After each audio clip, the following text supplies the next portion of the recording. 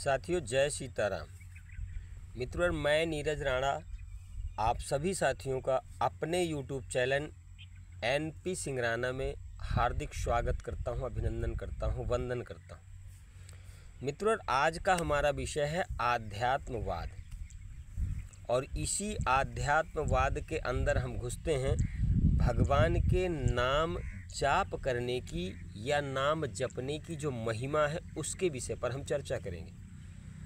देखिए, कहते हैं कि एक बार तुलसीदास महाराज जी से किसी भक्त ने पूछा, या फिर यूं कह दें कि किसी विद्वान से, किसी संत से, महात्मा से किसी भक्त ने पूछा कि हे महात्मन, हे ईश्वर, प्रभु का नाम जपने का समय, या फिर यूं कह दें कि प्रभु के नाम को जाप करने का यदि हमारा मन नहीं है या हमारी इच्छा नहीं हो पा रही है और फिर भी हमको जाप करना है, नाम का जप करना है, स्मरण करना है, तो उसका फल हमको मिलेगा कि नहीं मिलेगा, और यदि मिलेगा तो बुरा मिलेगा कि अच्छा मिलेगा। संत जी ने हंस करके जवाब दिया, क्योंकि कहते हैं ना कि संत हृदय नवनीत समाना।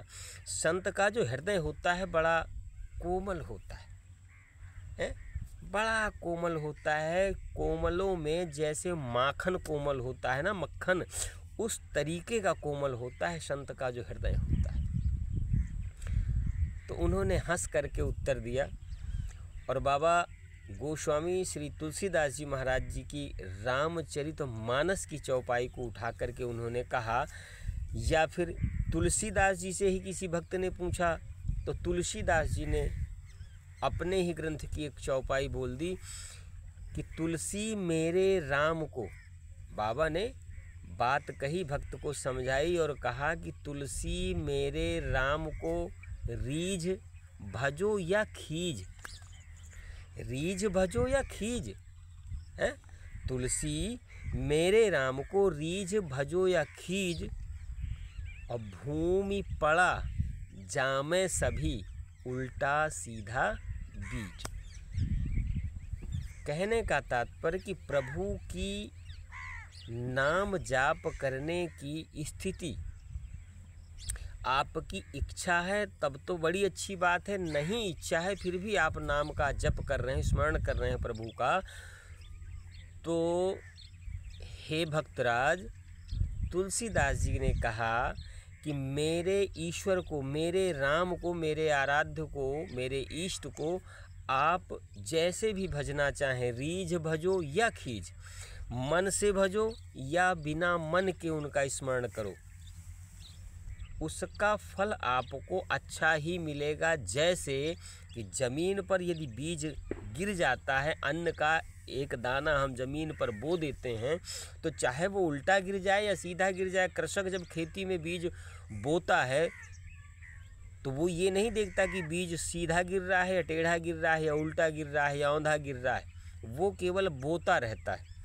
और जब ज़मीन के स्पर्श में आता है, संपर्क में आता है, तो वही बीज नमित हो करके अंकुरित हो जाता है ना।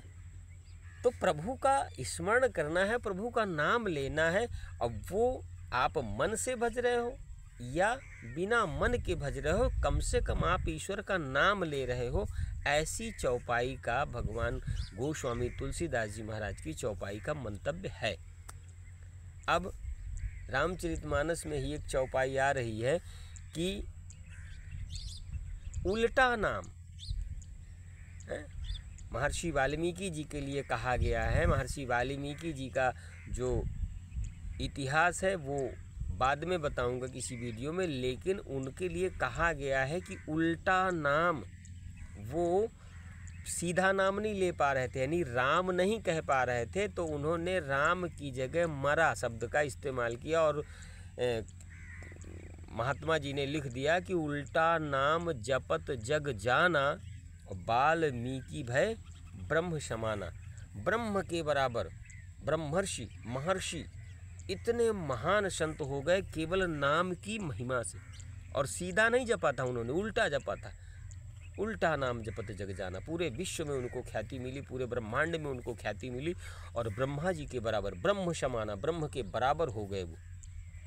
इसी तरीके से एक घड़ी आधी माँ पुनियाद, एक घड़ी आधी घड़ी और आध्यो माँ पुनियाद, तुलसी संगत साधु की हरहि कोटि अपराध। ये नाम की महिमा है महाराज। तो प्रभु का स्मरण करना है। वृंदावन के बहुत ही पूज्य स्वामी जी हैं संत प्रेमानंद महाराज जी, वो भी तो नाम जप करने की ही प्रेरणा देते हैं, नाम जप करने के लिए ही हमको प्रेरित करते हैं। नाम जप की महिमा अलग है महाराज। राम सेतु का जब निर्माण हुआ है तो उन पत्थरों में नील नल जो वैज्ञानिक थे राम जी की सेना में, तो उन्होंने भी, नील नल ने, इंजीनियरों ने केवल पत्थरों पर प्रभु श्री रामचंद्र जी का नाम लिखा था और नाम लिख करके पत्थरों को तैरा देते थे, वो तैरते रहते थे। तो ये क्या है? नाम की ही तो महिमा है। तो प्रभु का स्मरण करना है, नाम लेना है, चाहे जिस तरीके से लीजिए, लेकिन नाम लीजिए। ये है ईश्वर के नाम जप करने की शक्ति। और प्रमाण भी आपको मिल गया। आगे आपकी मर्जी। जय सिया राम।